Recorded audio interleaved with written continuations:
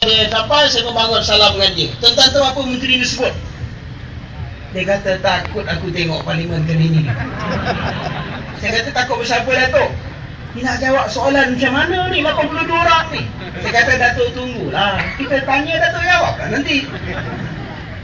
Hari kedua adalah hari Tuanku Agong rasmi parlimen. Dia pun berucap, kita pun selepas itu ada jamuan. Tapi semua orang tunggu hari ketiga, hari Rabu. Dia ramai orang tunggu.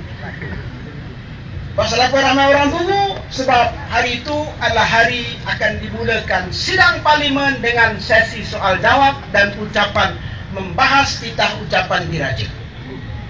Pukul 10 loceng bunyi. Loceng bunyi, semua orang kena masuk. Kan? Baru saja nak start, kapal Sing sudah buat hal.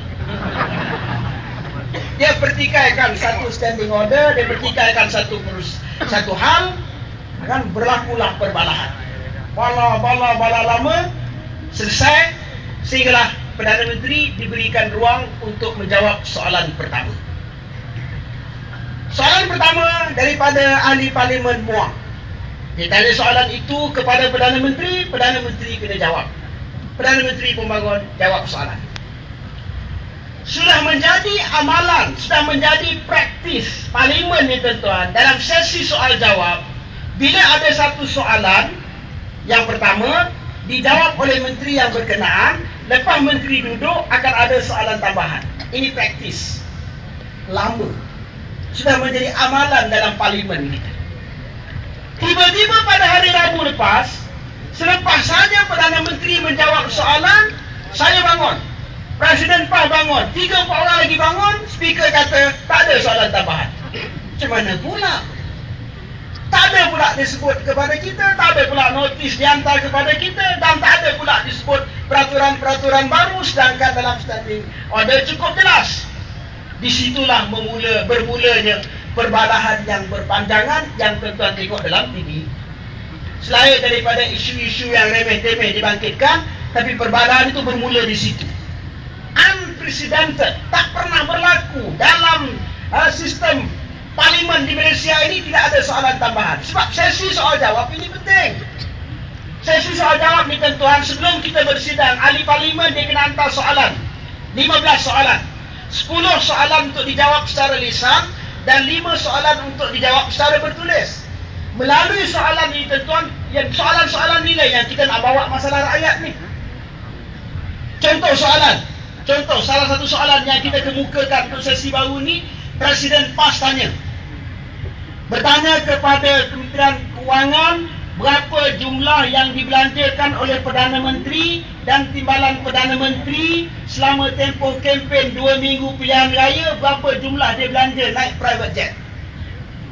Kita tanya soalan ini, kerajaan kena jawab. Untuk maklumat tuan-tuan, dia tak jawab lisan, dia jawab secara bertulis.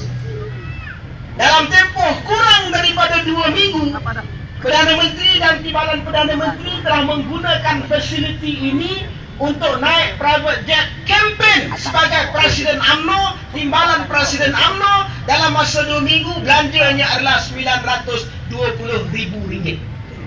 Duit tuan-tuan. juta. Naik kapal terbang private jet 2 minggu RM920,000. Saya yakin ada anak tuan-tuan kat sini yang menghadapi masalah belajar di universiti. Saya yakin tuan-tuan ada di sini yang menghadapi masalah keuangan. Saya yakin. Sebab nature kita begitu. RM920,000 belanja untuk naik private jet dalam tempoh 2 minggu. Soalan saya tanya, tak dijawab secara lisan, dijawab secara bertulis. Saya tanya soalan kepada Kementerian Pengajian Tinggi. Adakah kerajaan bercadang untuk menghapuskan charge 3% pinjaman Perbadanan Tabung Pendidikan Tinggi Negara PTPTN kepada pelajar-pelajar?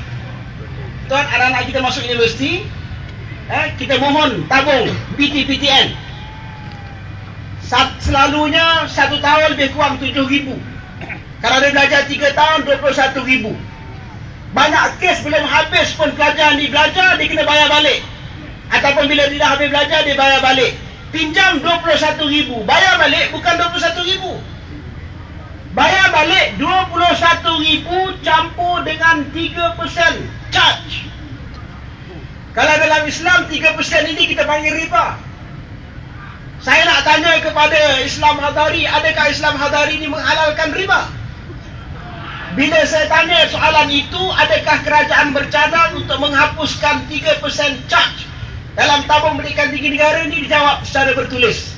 Disebut kerajaan tidak bercadang untuk menghapuskan charge 3% ini kerana menganggap 3% itu sebagai charge perkhidmatan untuk melaksanakan tugas. Tuan-tuan, seorang pelajar dia ambil 3%. Berapa ribu pelajar yang terima pinjaman daripada PTN. Inilah dia kerajaan yang rakyat undi. Sebahagian daripada rakyat undi. Kerajaan yang menyusahkan rakyat. 3% itu pun ambil lagi daripada rakyat. Sebab itu kami tawarkan dalam manifesto sebelum pilihan raya baru ini negara berkebajikan, kami tawarkan manifesto kami. Sekiranya rakyat memberikan mandat kepada kita untuk memerintah di peringkat pusat, antara perkara yang kita akan hapuskan adalah cas 3% dalam pinjaman PT-PTN.